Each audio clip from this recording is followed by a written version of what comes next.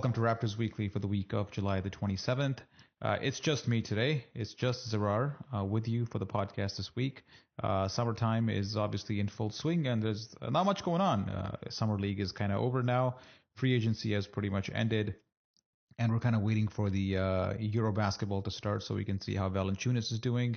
But from now until then, there's nothing Raptor related going on. There was a big win, obviously, in the Pan Am Games for Canada. Congratulations to them. It was nice. I think it's a good positive event for Canadian basketball. I was talking with a bunch of guys about that win and how good it was for Canada, and invariably the topic kind of went to, well, if the U.S. had LeBron James or they had even attempted to play their, B strength squad, we'd get blown out. But I was like, that's not the point. The point is that we actually beat the U.S. in a basketball competition. And of course, if they had LeBron James and they had Kevin Durant, they would obviously win and probably win comfortably. But the point here isn't that. The point is that Canadian basketball is making strides, and that win over the U.S. is just an early milestone in what we hope will be several milestones towards Canada becoming a force at the international level, if they're not already. So congratulations to Team Canada, but that's not Raptors-related stuff, man. That's Team Canada-related stuff. And until we get a Raptor on that team, playing for them, contributing regularly, and winning something at the international level, they're kind of off topic for Raptors Republic, at least for now.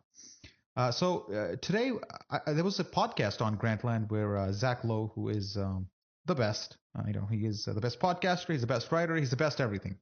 And ESPN should really pay him all the Bill Simmons money and make him super rich and have him run basically the entire NBA section. And we're looking forward to that day.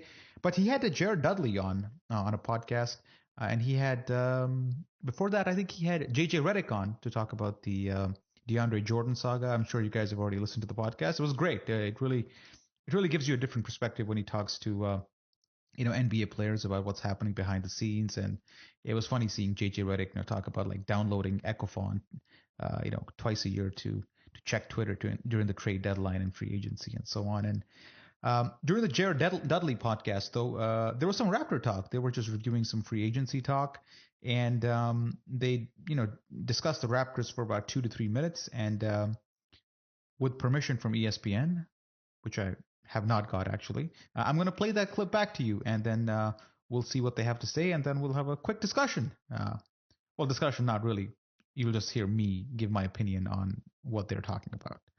But hey, I think it'll get you through, I don't know, maybe half your commute, maybe one fourth of your commute, maybe. I don't know. We'll see. So without further ado, here's Zach Lowe talking to Jared Dudley on the Grantland podcast. Worried is too strong, but the other team that I don't have a feel for that's in that top 6 or 7 that we just talked about is Toronto. I just don't. I agree. I don't have a feel. Is Patrick Patterson the starting power forward there now? I guess. You know what? I would and start Skol off the backup power forward. But you know what? I see them going small ball a little bit. I see DeMarre Carroll playing a little 4. I see. I mean, teams are getting away with it. If you can find a wing that can guard a 4. And it doesn't have to be, 40 minutes. It's about 15-minute stretches here and there. But you're right. They lost. I mean, anytime you lose a lot, they lost their 6th man. They lost, Amir, who does all the dirty things. And people forget about those guys. Amir is good, man. Amir is good. But that Toronto thing is just they're going to rely on a lot of young guys. And that's where kind of flipping back between Toronto and Milwaukee, Greivis Vasquez. I love Greivis Vasquez. He's under control. He's a big guard. They can play him and Michael Carter-Williams together. He takes big shots, but you're right. I'm not putting them as a lock yet. Toronto's power forward rotation right now is Patrick Patterson, DeMarre Carroll, James Johnson, and Luis Scola, basically. So Scola is your classic vet who's there to, who was actually pretty good last year, but I don't think if he's playing 25 minutes a game, that's going to be a problem. So I agree they're going to go small a lot with DeMarre and James Johnson. I just, and they lost between Lowe and Greivis, 2 players that I don't love because their defense is shaky and their shot selection is shaky. But they lost a lot of ball handling, and they paid Cory Joseph a lot of money. Yes. I think Kyle Lowry's health is the key, number 1, because when he's healthy, he plays at an all-star level, and it elevates him. And then number 2, the big center. You got to have Valanciunas. It's him taking the next step. He takes that next step. He allows you to go small, blocking shots, demanding doubles in the paint. This is where, even when you bring in new guys, if your stars act like stars, DeRozan, obviously he stays healthy. DeMarre Carroll, that solid glue guy, then it leaves you more basically more rope with these young guys to get on board and playing the rookies and different stuff. But yeah, I mean, they made changes. They saw what they need to have, and we're going to see. But you're right. So obviously, they've got some concerns about the Raptors. They're and legitimate ones, all of them. The first thing, obviously, they talked about is the power forward slot, where the Raptors lost Amir Johnson this year and essentially replaced him with Louis Scola, if you want to look at just a position-by-position swap. But the caveat there is really that DeMarre Carroll, who's been brought in as a 3 technically on paper, is going to be playing a lot of power forward for the Raptors. And they're bang on there. It's no secret across the league that the Raptors are trying to kind of morph into a small ball team. It's something the Raptors have been quite deliberate about. I think the public comments regards to Valanciunas and how they're having him change his game just confirms that. And that also kind of lends excitement to the next season. It's not just your traditional ISO ball, just because when you play small ball, you automatically put a premium or you put an emphasis on ball movement, spacing and shooting. So those kind of things kind of excite me from a viewership perspective. That I'm going to see a brand of basketball that could at least be exciting. Because even though last year was a successful season with 49 wins, at least in the regular season, the basketball wasn't terribly exciting. It was almost hard to watch. But next season, you have this new style that the Raptors are trying to play, and at the very least, I'm curious about it. I'm not fully convinced they're able to play that just yet, just because I don't think they have the requisite 3-point shooting just yet on the team. But I'm at least curious about it to see how they go about playing that brand of basketball, especially under a coach like Casey, who last year was, his approach was quite different. So power forward position, yeah, it's we're a bit light there, no doubt about it. If you have Patrick Patterson as your power forward, then you're dropping down to Louis Scola, but I don't think it's going to play out like that. It's going to be much more versatile, and I think you'll see Carroll playing the 4 a lot, and you'll see probably guys like Cory Joseph play the 2 a lot because he's a tweener. So there's going to be a lot of swapping around. So it's not going to be a very traditional lineup. And the other point that they brought up really is that the Raptors are relying a lot on Valanciunas. Of all the guys they have on the roster right now, he's probably the most, realistically, you can expect him to develop the most. Bruno obviously is a flyer pick, and who knows, he might end up being a really great player, who makes us forget about Kevin Durant in the best case. But chances are that he's not going to amount to anything, just because of the law of averages. With Valanciunas, you have a guy who's shown enough in the league, who's at the right age, who has shown improvement every single year, and who has the talent level. So he's the guy you can most expect to actually improve the most. So the ceiling argument here is that Valanciunas probably has the highest ceiling of any Raptor. And as Dudley pointed out in the interview, they're really relying on him to grow his game, because the best way, or the only way I'd say the Raptors to elevate their team is, number one, to stay injury-free and have strong seasons like Lowry did last year, and also grow organically. And when you talk about organic growth, it really starts with Valanciunas. He's the guy the Raptors are relying on in terms of maybe doubling his production from what he did last year. So maybe at 24 points, 15 rebound guy, basically what DeMarcus Cousins is doing to the league right now. That's the hope we have for Valanciunas, the best case scenario. And so far, I'm not saying he's projected to do that, but I'm saying if he develops at a somewhat accelerated rate over the next year or two, he might get to, say, 23 points a game, 12, 13 rebounds a game, which would be amazing. And I think that's what observers around the league are looking at. And they're saying that Valanciunas is really the X factor for the Raptors going forward. And I think Casey recognizes that too. I think that some of the specific coaching that Valanciunas is undergoing this year is kind of aimed towards that. I know they're trying to move him away from the rim and, become quicker and shoot more jumpers in the mid-range. You might not agree with that approach, but at least it's recognition on part of the Raptors that they see Valanciunas as a core piece going forward. And it's not as simple as, hey, this guy's a big, slow center. Let's dump him because we're playing small ball. There's an effort to maximize the value of that resource, which is pretty good. And obviously the health point that they raised is important as well. Kyle Lowry, we forget that when he was healthy in the first half of the season last year, he was unstoppable. He might be, after LeBron, he arguably could be the best player in the East for stretches. And that's saying something. Obviously, he burned out. The second half was a disaster, but it also comes down to health. If he's able to stay healthy, I think he's shown in enough of a sample size that he can be a hugely productive player. And part of that is player management, right? I mean, Dwayne Casey has to put an emphasis on how he manages Lowry's minutes without sacrificing team wins or team cohesion. So that's going to be an interesting thing to watch out for. And the comment about stars acting like stars, I think that's a reference to DeRozan. Sorry, he's an all-star. He was an all-star 2 years ago, and he's got to play at that level, not just offensively but defensively as well. And I think the observations were all on point. That the Raptors have. There are a few things that need to fall into place for the Raptors to be considered a contender even in the East. Even though they had 49 wins last year, they've made some changes where more questions have been raised. Losing Greivis, Vasquez, and Lou Williams, as I mentioned, is like we're not mourning their loss, because those two guys, if you watched enough Raptors basketball last year, you knew that they didn't play enough defense, and they were the cause of a lot of frustration. But at the same time, those two guys were productive. Lou Williams probably won us like 5-6 games last year just on account of his scoring and his bench production. Obviously, it wasn't sustainable in the playoffs, but he did do that. And Vasquez, he hit some big shots in games last year. He handled the ball a lot. He was a big part of the offense that the Raptors have actually lost. Obviously, they got Cory Joseph there to replace him. But that goes more to the point of Zach Lowe and Dudley, that the Raptors are relying on essentially young guys to propel them forward. And I can see the Raptors being ranked sixth or even maybe seventh in the conference, just based on some of the question marks they have in preseason. That is, I mean, they're not massive problems, but they still are kind of question marks.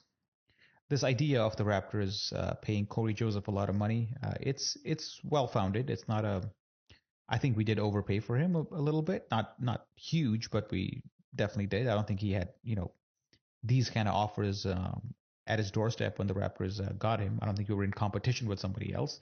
But we got a player who we have a need for. And the point they raised was that the Raptors lost a lot of ball handling with Lou Williams and Vasquez. But that was also replaced to some, I'd say, even a better degree with Cory Joseph and also DeLon Wright. Maybe not better, but I'd say at least it's a 2-for-2 swap in terms of ball handlers. We got 2 guys in and 2 guys out. And I'd say even though none of those guys are as good as ball handlers as Vasquez and Lou Williams are individually, I think the way they manage the ball when they have it is much better. I mean, obviously with Lou Williams, he's taking a shot every time. It's very much iso ball. With Cory Joseph coming from the Spurs system and DeLon Wright, a senior in college, you get a different flavor of ball movement where you're actually looking up to pass when you're turning around a screen or doing some other action on the court. So yeah, you're right. We lost 2 good ball handlers and gained 2 somewhat worse ball handlers, I guess, but I don't think it really matters. And the one thing we gotta recognize that it's not like we lost them. Like we wanted them out of the team. We wanted Lou Williams and Vasquez gone. We wanted Amir Johnson gone. They talked about him a little bit.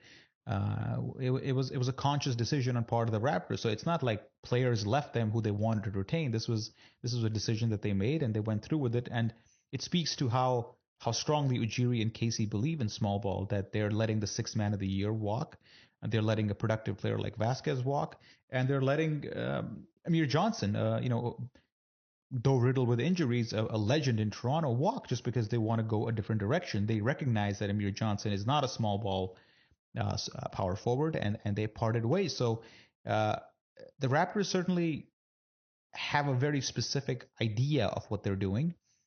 It's not like like they're basically playing by their own rules. Like they know what they want to do and they're going about doing it. It's not like they're being dictated to by other events in the league. It's not like they're signing players because their number one players went somewhere else. It's not like that at all. And that's what has been in previous seasons. This year, it's a very deliberate effort. And, Ujiri and Casey, certainly have a plan. And it's exciting to see how it's going to fall into place. And I think that's really all I got this week, man. I don't want to just ramble on just to fill up time, but really that's all I got. Just a quick side note, it's summertime. Content is extremely difficult to create this time of the year. So once in a while, you'll see some articles which are a little tongue-in-cheek, safe to say, posted on the site. Those are meant for their attempts at humor. Sometimes they fail, sometimes they work. But, they're just there to, keep the articles flowing so you guys have something to read and you have some ways to spend time on the bus, as I said on the last post. I would also like to welcome Ian McKinnon to the team at Raptors Republic. He wrote his first article regarding Terrence Ross, which was an interesting one. Essentially, his argument was that Terrence Ross is a two guard who's being forced to play the three. And Masai Ujiri, I think in an interview about a couple of weeks ago, said the exact same thing. Or was it Dwayne Casey? I think it was Dwayne Casey who said the exact same thing, that guys like DeMarre DeRozan and Terrence Ross are just too small and too weak to play the small forward, and that's why they got the need to get somebody bigger in there. That doesn't excuse them, obviously, but at least Ian and Dwayne Casey are kind of on the same page in that they both see Terrence Ross as a shooting guard. And I'd like to see how that works actually this year. If you have Terrence Ross at shooting guard, I don't know what that does to him. Let me just go to 82games.com, go to the Toronto Raptors thing, pull up Ross's profile, and see how many minutes at small forward he played. So the way this site works, so he played 35% of his time was at shooting guard, and only 17% was at small forward, according to 82games.com. I don't know where the other percentages went, but basically that's how the site works. He played more at shooting guard than he did as small forward. Yeah, I get it. He's a starting small forward for a bunch of the year, but really when you look at the 82 game stats at least, he's playing a considerable amount of shooting guard. So I don't know if that argument really holds that he's struggling because he's playing small forward. I think he's struggling because he's low on confidence. And I don't want to ramble on about Terrence Ross because we already crapped on him on the last podcast. So, especially when he's injured, man. He's like injured. He's got bone spurs being removed, so he's recovering. And the last thing he wants is, some no-name dude who knows little about the NBA talk shit about him. So I'm gonna stop now. I'm gonna stop. And what else has been going on? Nothing much. We talked about Canada basketball. I posted an article this week about DeMarre Carroll and the ways he gets steals. That was an interesting watch. I went to NBA.com, pulled up, I think he had like 90 steals this season, and I just went through them all, and I just saw the ways he can affect the game. And I think my takeaway from that whole experience, which happened at like 1:30 a.m. at night, was that he's active. Like, he does not take a possession off. That's one thing you notice about him, is that even when it's a blowout, either way, he's on. Like, he's, pressing guys in the backcourt.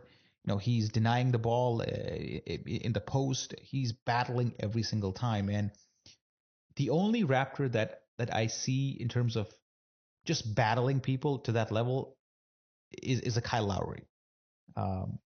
They always seem to be into the game. Kyle Lowry's problem is that sometimes he's so into the game that he kind of forgets what's good for the game, if you know what I mean. Like he'll like wander on defense, try to be over aggressive, and just end up costing us. But DeMarre Carroll, I found that same tenacity that I see in Kyle Lowry, and that's a good thing. I think we need more guys like that on the team. And the Raptors have always had this, like, this junkyard dog type player. Like, you had Jerome Williams, and then you had like, Pop Sow, and you had these low skill guys who were there to, like, just provide hustle and energy. Or Tyler Hansbrough is probably the most recent one. No offense to Tyler Hansbrough fans. But this time around, the Raptors is their hustle guy, their junkyard dog, is actually a guy with some talent, right? I mean, it's not just DeMarre Carroll's like here to just like hustle and like, you know, swing elbows. He's a guy who does all that, but he's also got talent, which is rare. I don't think the Raptors have had that kind of player in quite some time. I'm trying to think back right now, and I'm drawing a blank. Don't know. If you guys think of one, let me know. But a junkyard dog type dude, but with talent. Charles Oakley? Not really, because Oakley wasn't hugely talented. But I'm sure I'm missing somebody. So like if you think of someone, do let me know. So the closing point here on Carroll is that the guy is active, very active. And I think that's about it. I think I'm going to wrap the podcast up, and hopefully next week we'll be back with a panel and talk about some more things. And those things will have to be manufactured. I'm telling you right now. There's nothing going on. Next week's pod is probably going to be like, I don't know, some content that is just completely manufactured. The Raptor most likeliest to get traded, or the Raptor is most likely to get arrested, or the Raptor most likely to participate in the dunk contest. Still Terrence Ross, probably. I don't know. We'll talk. All right, that's it for me, and we'll see you next week. See ya.